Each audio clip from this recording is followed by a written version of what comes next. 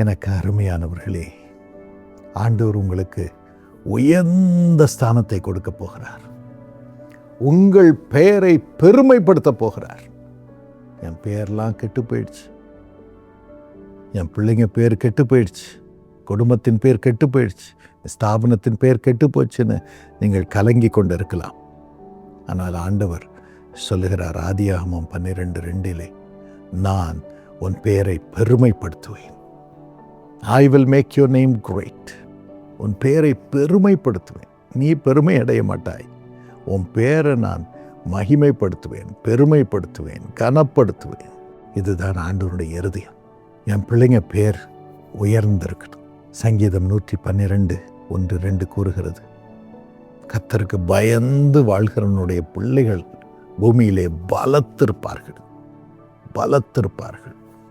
அப்படியே கர்த்தர் உங்களை பலத்த ஜாதியாக மாற்றப் போகிறார், பலத்த ஜனமாக மாற்றப் போகிறார். பலத்த விதத்தில் உங்கள் பெயர் உயர்ந்திருக்கும்படியாக ஆண்டவர் செய்ய போகிறார். தைரியமாக இருங்கள். அதற்கு ஆண்டவர் உங்களை ஆசீர்வதிப்பார். அவருடைய ஆசீர்வாதமே ஐஸ்வர்யத்தை தரும். இந்த உலக பிரகாரமான ஐஸ்வர்யம், பணம் எல்லாம் அழிவை தான் கொண்டு வரும், இச்சையை தான் கொண்டு வரும், ஆத்துமாவை இழக்கச் செய்யும். ஆனால் ஆண்டவர் கொடுக்கும் ஐஸ்வர்யமோ எல்லாவற்றிலும் சம்பூர்ணமாயிருக்கும். அதனோடே அவர் உயர்ந்த பெயரையும் கொடுப்பார். எல்லாரும் ஆசீர்வதிக்கத்தக்கதான பெயரை கொடுப்பார். ஏனென்றால் நீங்கள் இந்த ஆண்டவர் கொடுக்கும் ஐஸ்வர்யத்தை பெறும் பொழுது, அதாவது ஞானத்திலே ஐஸ்வர்யம், பரிசுத்தத்திலே ஐஸ்வர்யம், எல்லாரையும் நேசிப்பதில் ஐஸ்வர்யம், அன்பில் ஐஸ்வர்யம், இன்னும் குடும்பத்தை பராமரிப்பதில் ஐஸ்வர்யம், இதெல்லாம் ஐஸ்வர்யம் நீங்கள் பெற்றிருக்கும் பொழுது உங்களுக்கு உயர்ந்த பெயரை ஆண்டவர் அதோடு கூட தருகிறார். எல்லாருக்கும் ஆசீர்வாதமாக இருப்பீர்கள். நீங்கள் ஆசீர்வதிப்பதெல்லாம் ஆசீர்வதிக்கப்பட்டிருக்கும். ஜனங்களை ஆசீர்வதிக்கிறவர்களாக கர்த்தர் உங்களை அவருடைய ஆவியினால் நிரப்பி அதிகாரத்தை கொடுப்பார். திட்டுகிறவர்களாக அல்ல, கேலி செய்கிறவர்களாக அல்ல, குறை சொல்கிறவர்களாக அல்ல, அதனால் பெயர் உண்டாக்கி கொள்கிறவர்களால் அல்ல, என்னை இச்சையின்படி வாழ்ந்து இச்சையின்படி தன் வாழ்க்கையை வெளியே எல்லாருக்கும் முன்பதாக காட்டிக்கொண்டு பெயர் பெறுகிறவர்களாக அல்ல, உத்தமர்களாக இயேசுவை காட்டுகிறவர்களாக இருந்து எல்லாராலும் போற்றப்படும்படியான பெரிய பெயரை ஆண்டவர் தருவார். அதுவும் நிலையான பெயரை தருவார். இந்த உலக பிரகாரமாக ஐஸ்வர்யத்தினாலும் இச்சையினாலும் பெயர் பெற்று பெறுகிறவர்கள், மற்றவர்களை திட்டிக் கொண்டு பெயர் பெறுகிறவர்கள் எல்லாரும் பாருங்கள், கொஞ்ச நாளில் அழிந்தே போவார்கள், இல்லாமல் போவார்கள். ஆனால் ஆண்டவர் இயேசுவோடு நாம் இணைந்திருக்கும் போது, நம்ம பெயரை இணைந்திருக்கும் பொழுது என்றும் நிலைத்திருப்போம் என்று வேதம் கூறுகிறது.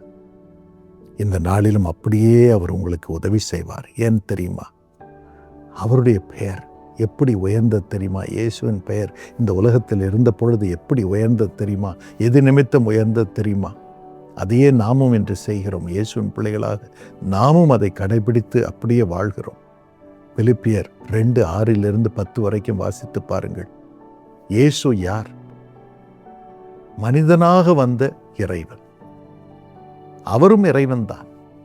பரலோகத்திலும் அவர் இறைவனாக இருந்தார், பூலோகத்திலும் இறைவனாக இருந்தார். மனித சரீரம் எடுத்து வந்தார்.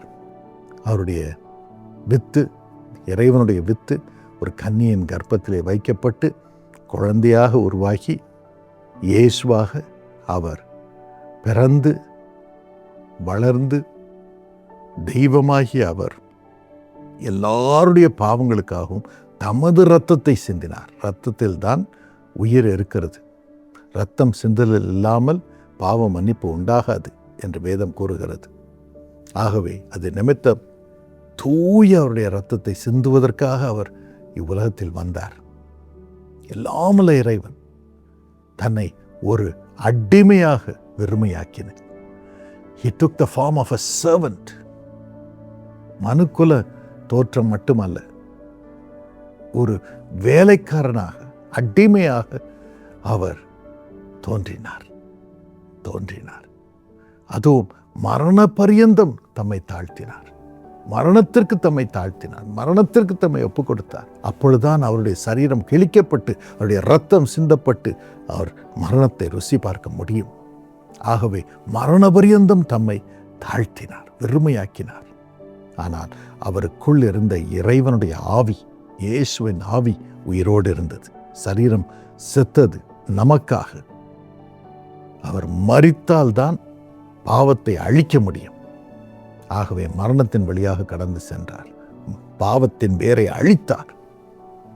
ஆனால் அவருக்குள் இருந்த ஆவி உயிரோடு இருந்தபடியினால் அந்த ஆவியானவர் அவரை சரீர பிரகாரமாக உயிரோடு எழுப்பினார். இயேசு 3ஆம் நாள் உயிரோடு எழும்பினார். இன்றும் உயிரோடு இருக்கிறார், உயிரோடு வாழ்கிறார். நம் பாவங்களை மன்னிப்பதற்காக நாம் அவரிடம் போய் கெஞ்சும் பொழுது நம் பாவத்தை மன்னித்து அவருடைய பிள்ளையாக மாற்றி பாவம் செய்யாதபடி அருள் புரிந்து, அதோடு கூட நாம் என்னென்ன கேட்கிறோமோ அவருடைய தீர்மானத்தின்படி நமக்கு கொடுத்து இந்த உலகத்திலே வாழும்படி செய்கிறார். ஆகவேதான் அவருடைய பெயரை ஆண்டவன் எப்படி உயர்த்தி இருக்கிறார் பாருங்கள். எல்லா நாமத்திற்கும் மேலான நாமம் இயேசுவின் பெயரை சொன்னாலே வானோர் பூதலத்தோர் பூமியின் கீழானோர் யாருடைய முழங்காலும் முடங்குகிறது. இயேசுவின் பெயரை அழித்து விட வேண்டும், இயேசுவின் பிள்ளைகளுடைய பெயரை அழித்து விட வேண்டும் என்று எவ்வளோ பேர் முயற்சி செய்கிறார்கள். இன்று மட்டுமல்ல, எத்தனையோ வருஷமாக, எத்தனையோ நூற்றாண்டுகளாக அதை அவர்கள் செய்து பார்த்தார்கள். இயேசு விட்டு சென்ற அவருடைய சீஷர்களை எல்லாம் அழிக்கும்படியாக ரோம அரசாங்கம் அந்த காலத்திலே ஆணை பிறப்பித்தது. ரோம் நகரிலே அவர்களை கொன்றார்கள். ஆனால் அங்கிருந்து தப்பிச் சென்றவர்களோ உலகமெல்லாம் போய் இயேசுவை பற்றி சொன்னார்கள். இன்று பாருங்கள், அந்த ரோம சீசர்கள் ஒருவர் கூட இல்லை, எல்லாரும் அழிந்து போனார்கள். அந்த ராஜ்யமே இல்லை. ஆனால் அதே இடத்துல, அதே ரோமிலே, வேட்டிக்கனில் கிறிஸ்துவத்திற்கு தலைமையகம் ஸ்தாபிக்கப்பட்டிருக்கிறது.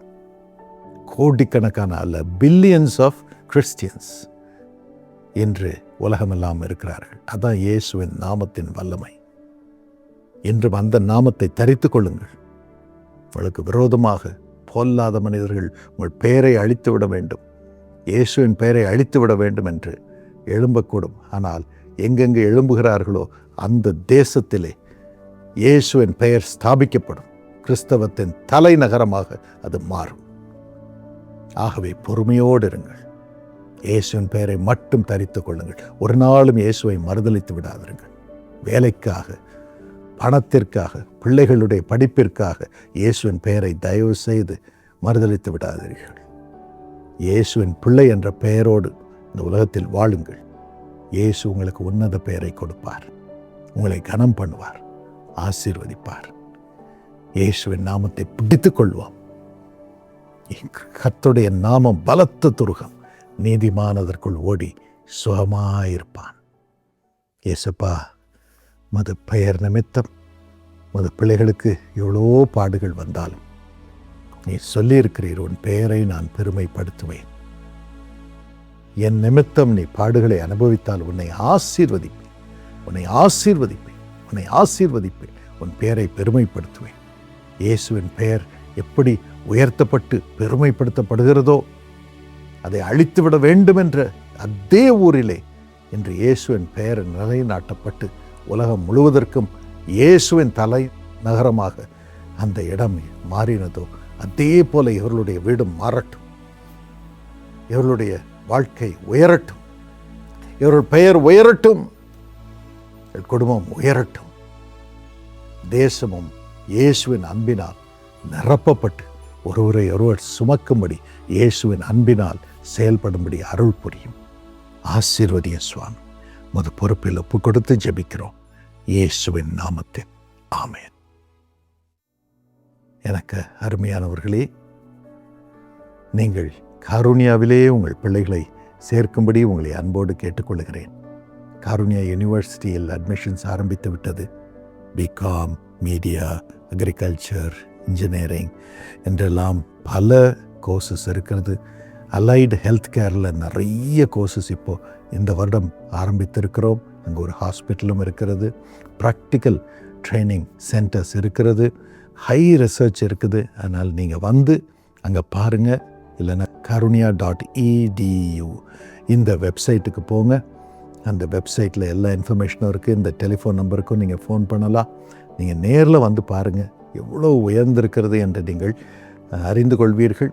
அதோடு கூட நல்ல வேலை வாய்ப்பு உங்கள் பிள்ளைகளுக்கு இருக்கும். இன்னும் என்டர்ப்ரினராக மாறுபடியாகவும் பல திட்டங்கள் அங்கே இருக்கிறது. ஸ்காலர்ஷிப் இருக்கிறது. நீங்கள் வந்து பாக்கியம் பெறுங்கள். எல்லாவற்றிற்கும் மேலாக உங்கள் பிள்ளை ஒரு தானியேலாக, ஒரு யோசேப்பாக இறை ஞானத்தினால் நிரம்பி இறை ஆற்றல் பெற்று இறை சாயலோடு வெளியே வரும்படியாக அங்கு காருண்யாவிலே பயிற்றுவிக்கப்படுவார்கள். ஆகவே இந்த பாக்கியத்தை நீங்கள் அனுபவிக்கும்படி உங்களை அன்போடு கேட்டுக்கொள்கிறேன். இப்பொழுதும் அதே போல் ஜீசஸ் கால்ஸ் ஆப் நீங்கள் டவுன்லோட் பண்ணிங்க. கூகுள் ப்ளே ஸ்டோர்லேருந்து, இன்னும் ஆப்பிள் ஸ்டோர்லேருந்து நீங்கள் டவுன்லோட் பண்ணிக்கலாம்.